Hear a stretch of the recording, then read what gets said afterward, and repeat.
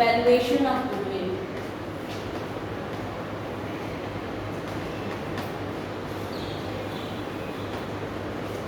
Now there are three steps to be followed in calculating goodwill.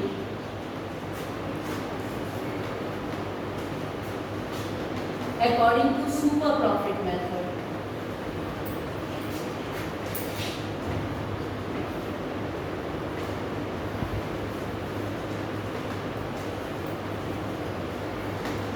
Step 1, पहला step क्या है? Step 1, find out the normal profit. Normal profit.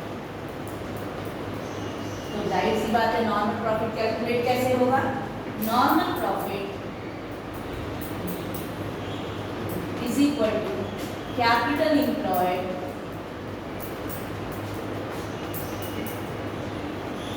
Into normal rate of return. Normal rate of return divided by 100. ठीक है. उसके बाद step number 2, again कि normal profit तो तब निकलेगा जब कैपिटल एम्प्लॉयड पता चलेगा. तो कैपिटल एम्प्लॉयड कैसे निकालेंगे? Find out capital employed. Find out capital employed. Capital employed तो ये दोनों अप्रोच से निकलेगा. एसेट्स अप्रोच एंड दूसरा है लायबिलिटीज अप्रोच.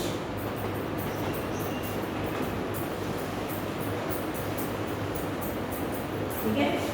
एसेट्स अप्रोच यानी बैलेंस शीट का दो side, assets and liability side, दोनों साइड से हम कैपिटल एम्प्लॉयड निकाल सकते हैं. एसेट्स अप्रोच में ऑल एसेट्स एक्सेप्ट किसको छोड़ के? एक्सेप्ट गुडविल,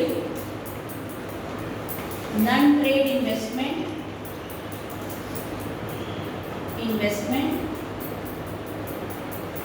फिक्शियस एसेट्स इसको छोड़ के, minus outside liabilities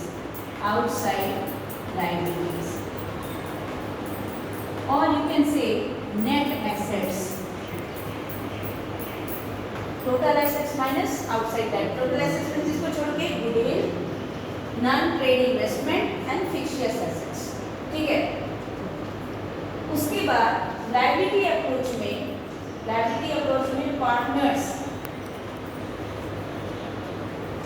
partners capital account plus partners current account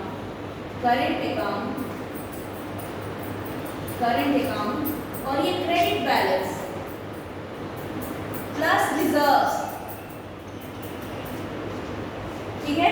minus partners capital and partners current account का डेबिट बैलेंस को हटा देंगे.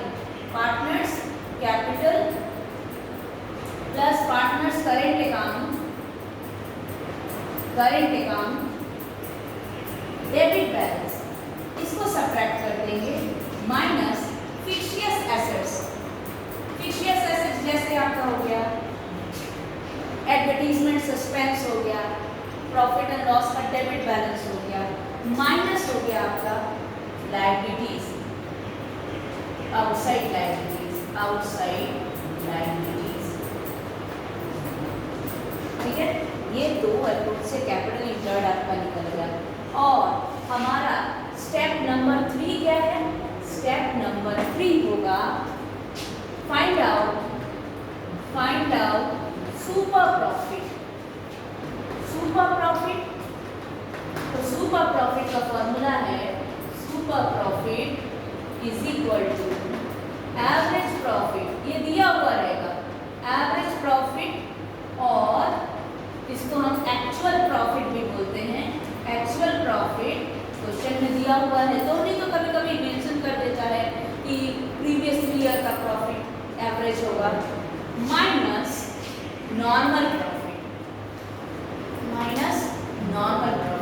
ये निकल गया आपका सुपर प्रॉफिट. और 3 स्टेप है. चौथा स्टेप मेरा लास्ट स्टेप फोर्थ स्टेप, इसको हम कंसिडर करेंगे भी नहीं। अब मेरा गुडविल निकल जाएगा। Goodwill is equal to super profit, क्योंकि हमारा गुडविल सुपर प्रॉफिट के ऊपर बेस्ड है, तो super profit into number of years purchase, ये हमारा निकल जाएगा गुडविल। तो यहाँ पे हम कर सकते हैं कि 3 स्टेप ना देकर यहाँ हम लिख सकते हैं 4 step. 4 step to be followed in calculating goodwill according to super profit method. एक बार फिर से रिपीट कर देते हैं। पहले नॉर्मल प्रॉफिट निकालो। नॉर्मल प्रॉफिट निकालने का फॉर्मूला होता है capital employed into normal rate of return divided by 100। अब है कि नॉर्मल प्रॉफिट के लिए, नॉर्मल प्रॉफिट मतलब that should be a normal year, ठीक है। अब जैसे कोरोना काल का प्रॉफिट को हम नहीं ले सकते, that was of normal year, उसमें हम नहीं लेंगे। तो नॉर्मल प्रॉफिट अब कैपिटल एम्प्लॉयड पे, यानी हमने जो पूंजी निवेश किया है, तो कैसे निकालेंगे कि पूंजी निवेश को दोनों अप्रोच से निकाल सकते हैं, कैपिटल एसेट अप्रोच से भी, लायबिलिटी अप्रोच से भी। एसेट अप्रोच में क्या लेते हैं, सारे एसेट्स को लेते हैं, मतलब टोटल एसेट उसमें से सब्ट्रैक्ट कर देते हैं goodwill, non trade investment and fixed assets, and minus कर देते हैं आउटसाइड लायबिलिटीज को। ये आपका आ गया नेट एसेट्स और कैपिटल एम्प्लॉयड भी बोलते हैं। लायबिलिटी अप्रोच से हमको बैलेंस शीट का लायबिलिटी साइड को देना है, तो बैलेंस शीट का लायबिलिटी साइड में पार्टनर्स कैपिटल अकाउंट का credit balance plus partners current account का credit balance plus reserves, undistributed profits and minus क्या कर देते हैं partners capital and partners current account का डेबिट बैलेंस, माइनस कर देंगे फिक्स्ड एसेट्स एंड माइनस मेरा आउटसाइड लायबिलिटीज। तो ये हमारा क्या हो जाएगा, कैपिटल एम्प्लॉयड निकल गया।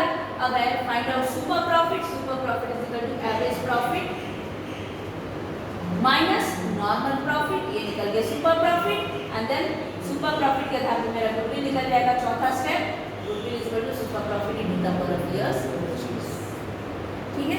अब एक क्वेश्चन आप ले सकते हैं, क्वेश्चन के आधार पे। अब मान लो कभी कभी क्वेश्चन में कैपिटल एम्प्लॉयड दिया हुआ है, सारा कुछ दिया हुआ है, each and everything is given.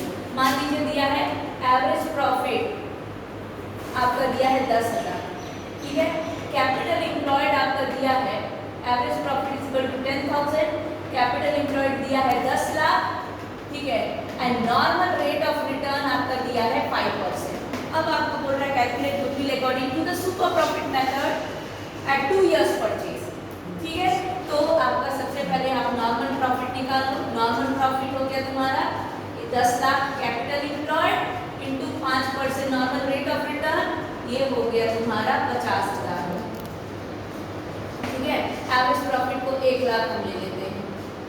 Then super profit आपका निकल जाएगा, super profit is equal to 1 lakh minus 50,000, ठीक है, ये हो गया 50,000, एंड गुडविल कितना हो जाएगा, goodwill is equal to super profit into number of years purchase. तो नंबर ऑफ ईयर परचेज मैंने आपको बताया 2, तो 50,000 इनटू 2, ये हो गया 1 लाख। तो कोई भी पार्टनरशिप फर्म जब उसको गुडविल नए पार्टनर से गुडविल लेना रहता है, तो एवरेज प्रॉफिट पे गुडविल नहीं कैलकुलेट करता है, वो किस पे कैलकुलेट करता है, सुपर पे। यानी बाकी जो भी सिमिलर बिजनेस कर रहे हैं, सिमिलर बिजनेस जो कर रहे हैं, ठीक है, तो उनसे वो कहीं अधिक प्रॉफिट कमा रहा है, तो वो अपने गुडविल को उस अधिक प्रॉफिट पे कैलकुलेट करेगा, वही कहलाता है सुपर